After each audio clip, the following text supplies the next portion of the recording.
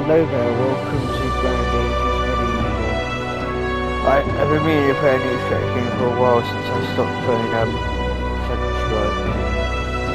Here shows like that, I couldn't really see the full screen on the TV. The full screen appeared in the videos, which I thought was annoying. That just irritated me. I thought I was playing.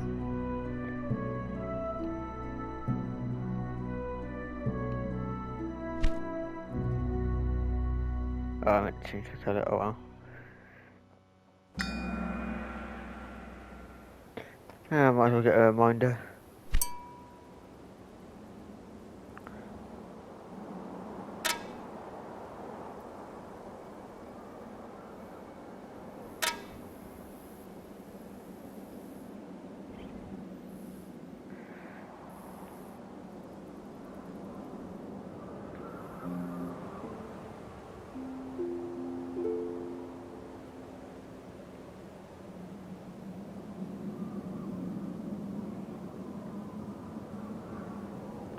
Ah.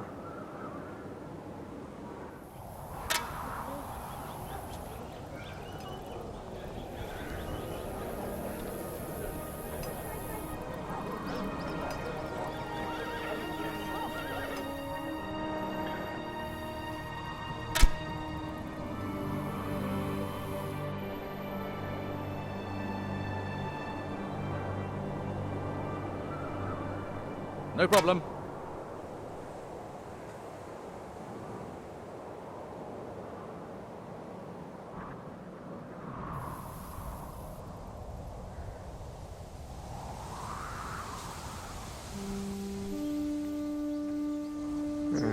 Sheep.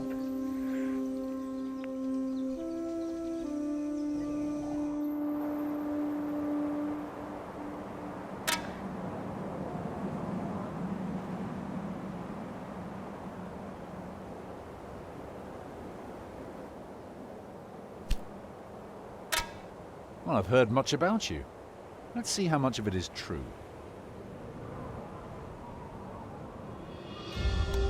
What do you have to offer?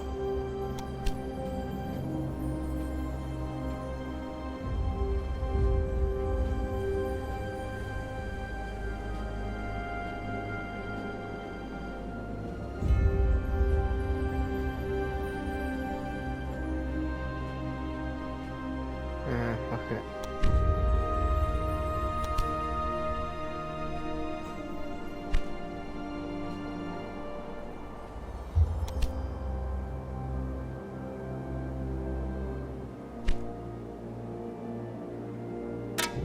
Your negotiation skills surpass everything.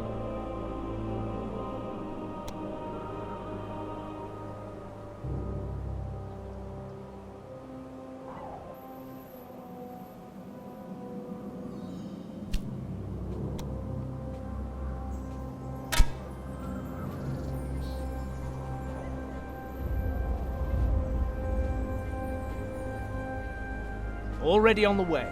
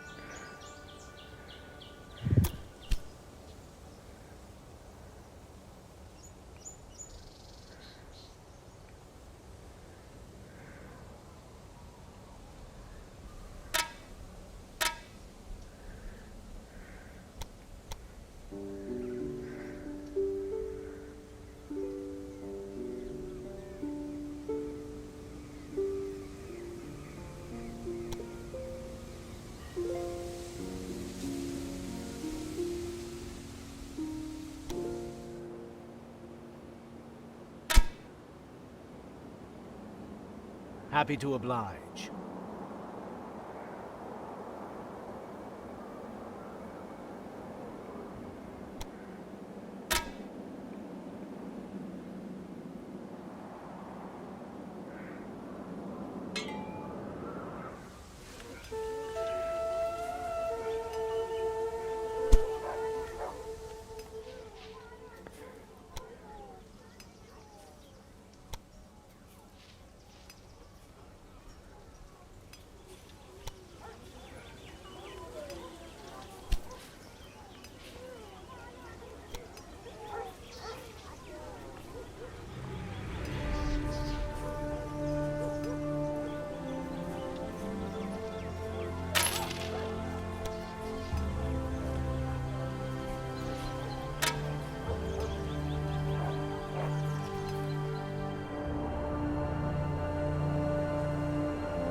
Certainly.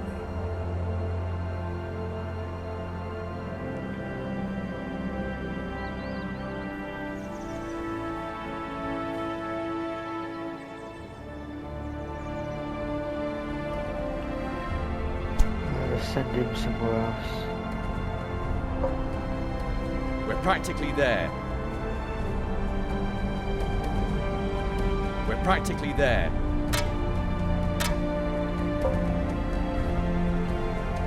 We're practically there. It's nearby.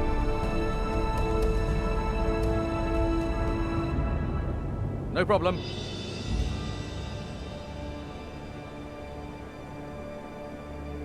We're practically there.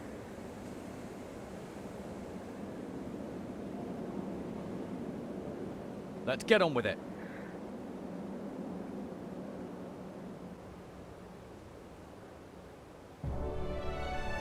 No problem.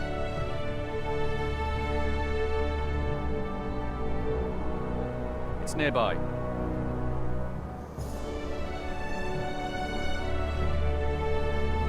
Let's get on with it.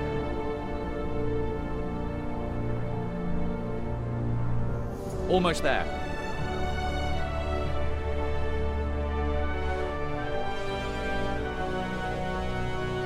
Let's get on with it.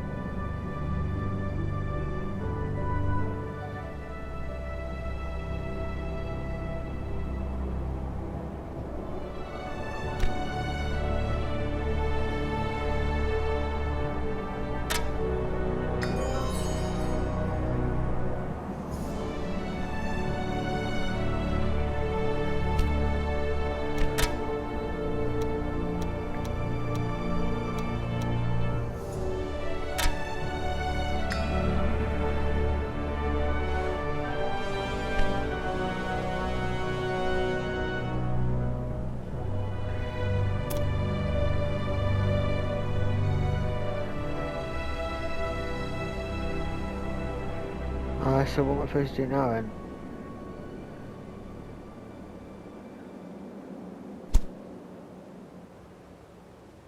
Almost there.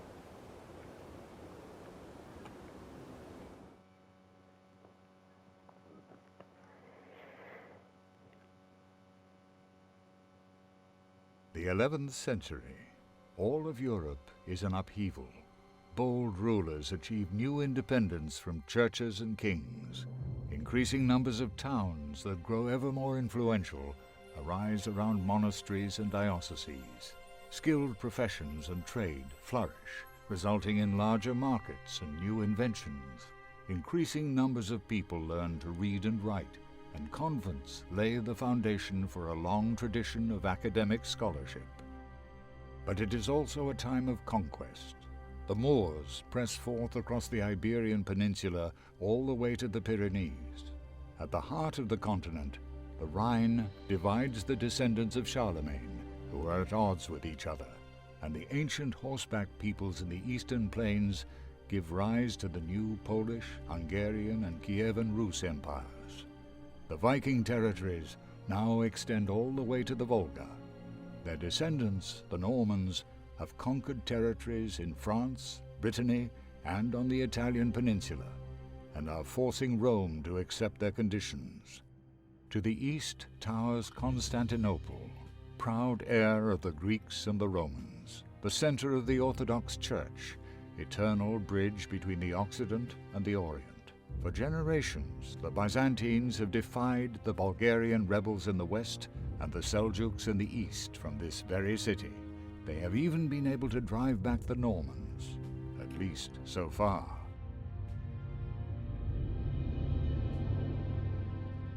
The rural population desires the safety that towns and cities are able to offer, but these also need to protect themselves from the greed of foreign rulers and plundering mercenary hordes. It is not enough to simply provide protection and jobs. A ruler can only consolidate his economic and military position if he continues to found additional towns and build new trade routes, and in this manner expands the territory under his dominion. The story I would like to tell you begins in Byzantium.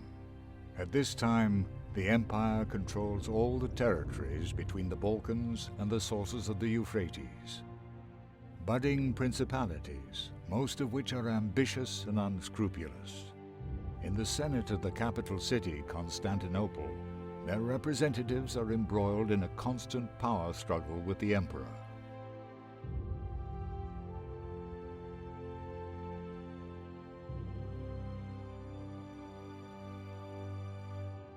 Intrigues and civil war result in the emperor's throne constantly changing hands for centuries. It is only under Constantine X that the empire finds a certain modicum of peace, in part thanks to his ravishing bride Eudokia, whose wisdom is known far and wide.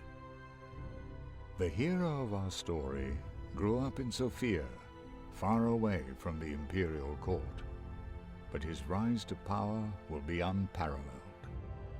For now, he is as young as he is inexperienced, and much time will pass before I can call him my friend. His name is Leon Vesalius. His father made a name for himself on the eastern battlefields, and Leon, full of ambition, strives to follow in his footsteps. The old warrior has just been assigned to the Imperial Guard. Before he departs, he transfers control of Sofia to his son. Leon is to continue leading his hometown, ensuring that it prospers. For this purpose, the father gives his son a book filled with the teachings of a certain wise leader. Thereupon, I encounter this young man for the first time, for I am the author of that book. Listen to the teachings of Rahib the Wise.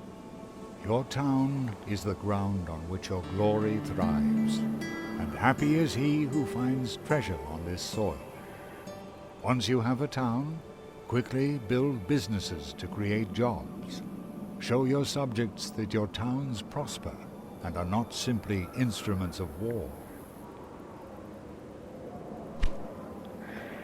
Alright guys, till next time.